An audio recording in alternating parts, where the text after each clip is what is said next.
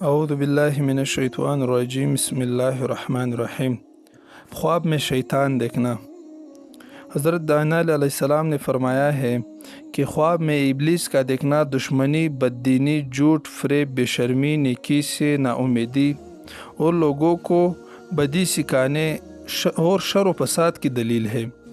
اور اگر خواب میں دیکھے کہ ابلیس کو لڑائی اور جب جنگ میں مغلوب کر لیا ہے تو دلیل ہے کہ اس کا میلان صلاح اور خیر کی طرف ہے، اور اگر دیکھے کہ ابلیس اس پر غالب آ گیا ہے تو دلیل ہے کہ شر اور فساد کی راہ کی طرف مائل ہوگا۔ اگر خواب میں دیکھے کہ شیطان اس سے باتیں کرتا ہے تو دلیل ہے کہ اس کو راستہ سے پھیرے گا اور اطاعت سے روکے گا، مطلب اس کو برے راستے کی طرف لے جائے گا۔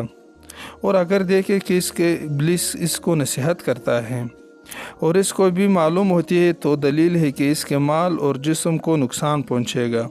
اور اگر دیکھے کہ ابلیس نے اس کا ہاتھ پکڑا اور اس کو کسی جگہ لے گیا اور اس نے لا حول ولا قوت الا باللہ العلی العظیم یہ پڑھ لیا، نہیں ہے پھر نہ گناہ سے اور نہ طاقت نیکی کی مگر اللہ تعالیٰ بلند بزرگ کے ساتھ ہے، پڑھا تو دلیل ہے کہ کسی نے بڑے گناہ میں پڑے گا اور پھر کسی کی نصیحت اس کے گناہ سے روکے گا۔ اور اگر دیکھے کہ اس نے ابلیس کی گردن میں توق ڈال دیا ہے تو دلیل ہے کہ اہل دین و صلاح کو خوشی پہنچے گا۔ اور دیکھے کہ ابلیس ضعیف اور عاجز ہے تو دلیل ہے کہ مصلح عالموں اور نیک عملوں لوگوں کو طاقت ہوگی۔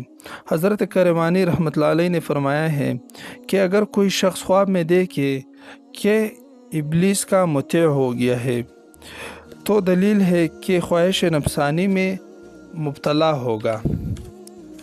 اور اگر دیکھے کہ ابلیس نے اس کو کچھ دیا ہے تو اگر وہ اچھی چیز ہے تو مال حرام پائے گا، اور اگر وہ بری چیز ہے تو دلیل ہے کہ اس کے دین میں فساد ہوگا۔ اور اگر کوئی شخص دیکھے کہ ابلیس شاد و خرم ہے تو دلیل ہے کہ لوگوں کے کام میں قوی فساد ہوگا۔ اور اگر دیکھے کہ ابلیس کو تلوار مار کر ہلاک کرنا چاہتا ہے اور وہ بھاگ گیا ہے تو دلیل ہے کہ اس کو ایک ملک ملے گا اور وہ عدل و انصاف کرے گا۔ اور اگر دیکھے کہ ابلیس کو مارا ہے تو دلیل ہے کہ اپنے نفس کو مغلوب کرے گا اور نیک راستے پر چلے گا۔ انشاءاللہ پھر ملتے ہیں۔